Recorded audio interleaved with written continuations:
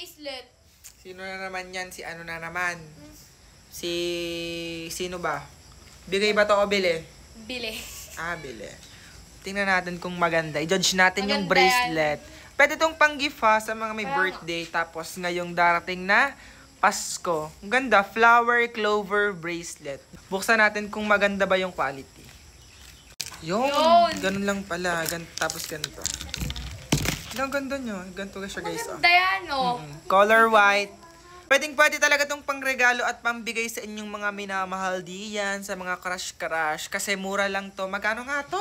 159 lang ngayon, kuya. 159. Sukatin mo Hana kung bagay nga ba talaga sa mga babaeng morena tong nabili mong bracelet. Ang ganda Ang ganda. Tingin nga. Pakita mo nga sa malapitan. Ganyan siya guys kapag sinuot. Mukhang social at mukha siyang mayaman. Pang mayaman talaga tong bracelet na nabilin ni Hana guys. Wala pa siyang 200, diba? Oo.